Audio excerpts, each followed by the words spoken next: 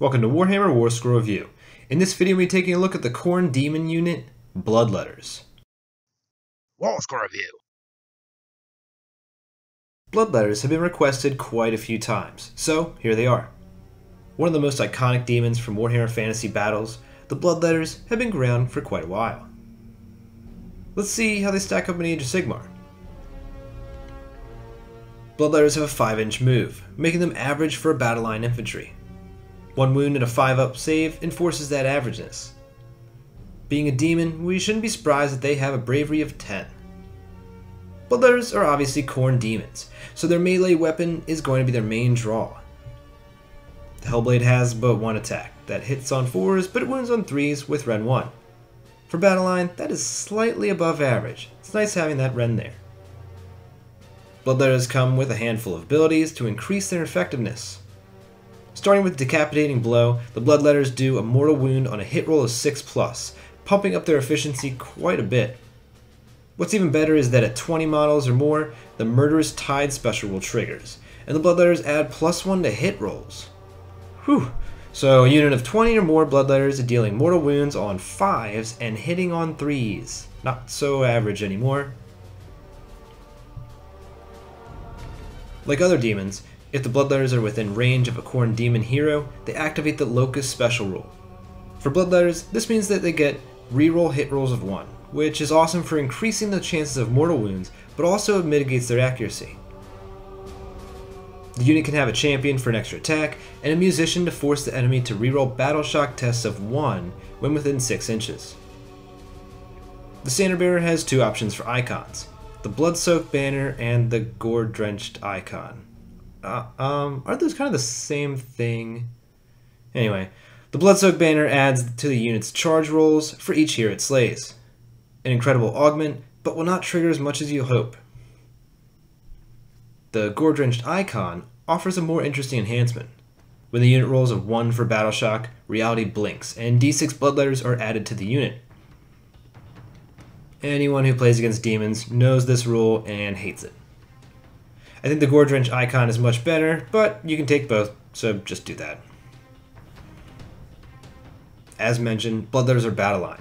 They cost 120 points for 10 and max out at 30 models for 320 points. So this means a maxed out unit would only have a 10 model buffer before losing the Murderous Tide rule. This makes the Gore-Drenched Icon even more important to bring the unit back to the 20 model threshold.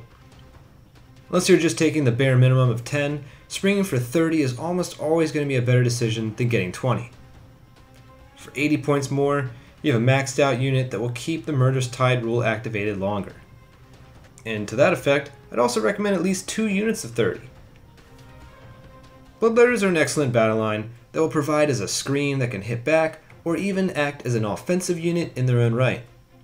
Keep them near Khorne characters to stack up all their synergistic goodness. Speaking of, in a Khorne army, Bloodletters see the most benefits. A few of the Blood Tithe battle trait results would directly help out the Bloodletters, such as Murder Host, Apoplectic Frenzy, and Relentless Fury. These abilities either let them move, charge, or attack out of sequence, and are all pretty helpful. Store up enough Blood Tithe points, and you can even summon up to 20 Bloodletters. Pretty nifty. Dropping a Bloodletter bomb in the opponent's face will offer quite a few possibilities. Through artifacts and traits, the Bloodletters can be further buffed. The Banner of Rage grants reroll hit rolls of 1, but since they already have that, it is bumped up to just reroll all failed hits. Great way to increase mortals while mitigating accuracy heavily. The Banner of Blood is also a solid option, allowing the unit to reroll charge rolls when within range of the artifact bearer. The Talisman of Burning Blood would also increase the unit's speed by giving +1 to charge and run. Also great, especially when summoning in the models. For command traits, Khorne's options are mostly personal buffs, but the mortal trait, Violent Urgency, could be impactful. Nearby Bloodletters could be rerolling charge rolls. With all that said, I'd lean towards the Talisman of Burning Blood and Violent Urgency to speed up this demonic infantry. Rerolling all hits with the Banner of Rage is awesome, but with 20 or more models near a Khorne Demon hero, you are already hitting on 3s with reroll 1s. Taking a whole artifact to clean up the 2s that miss will not be that advantageous. On the other hand, +1 to charge with rerolls there could be the difference between charging and not attacking at all.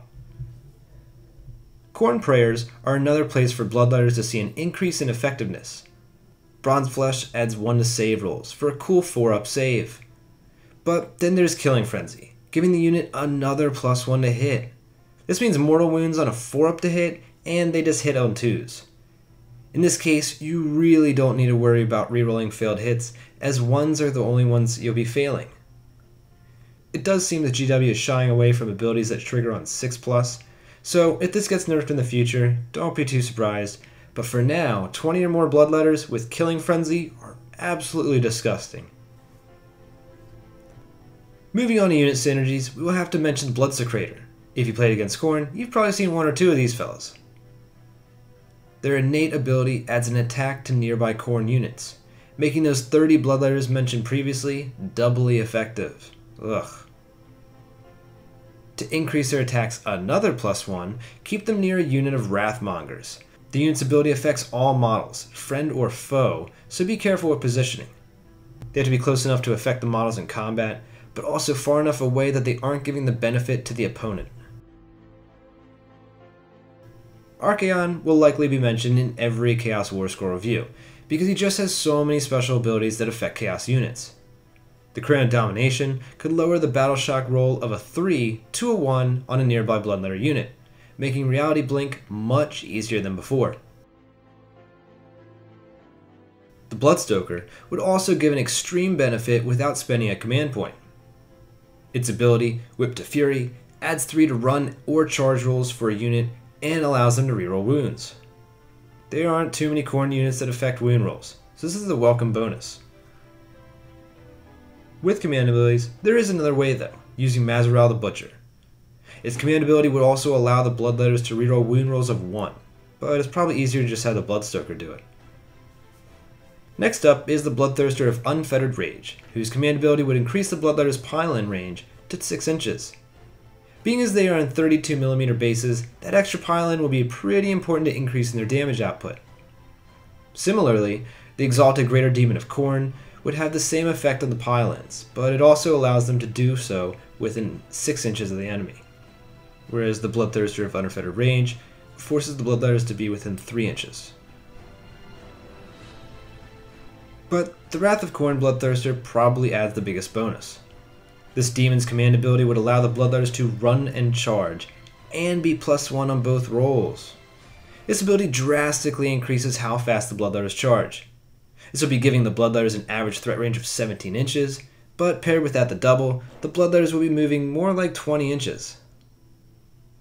Apart from the usual Mystic Shield, the Chaos Sorcerer Lord has an insane spell effect to bestow on these demons. Demonic Power would allow them to reroll hit, wound, and save rolls of 1. While you may be able to find all these rerolls from other places, this is one easy package to bluff the Bloodletters all at once.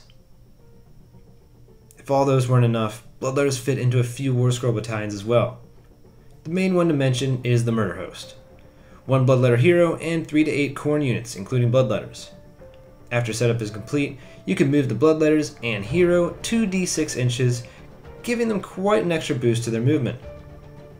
If you manage to fit in 8 units, this will happen in each of your hero phases, which is utterly insane, and totally worth the effort to pull off. With all these synergies, it's easy to see that Bloodletters are fairly universal and can be included in quite a few Chaos Army builds. 30 Bloodletters are their best selves with the Bloodsecrator, Slaughter Priest with Killing Frenzy, and a Khorne Demon hero.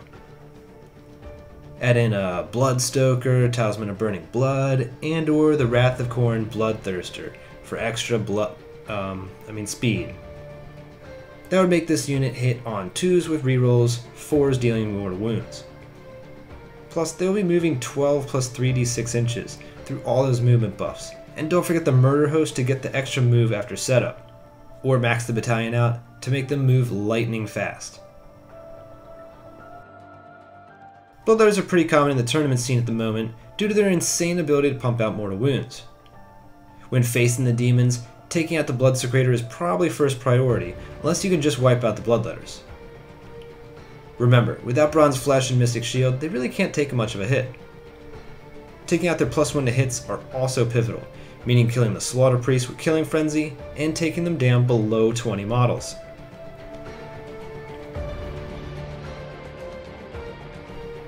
Bloodletters receive a 4 out of 5. They can pump out some insane damage, but really are glass cannons. Defensively, they'll be dying just like any other infantry. What do you think of Bloodletters? What war scrolls would you like to see reviewed on the channel? Leave your thoughts, suggestions, and questions in the comments below, and thanks for watching.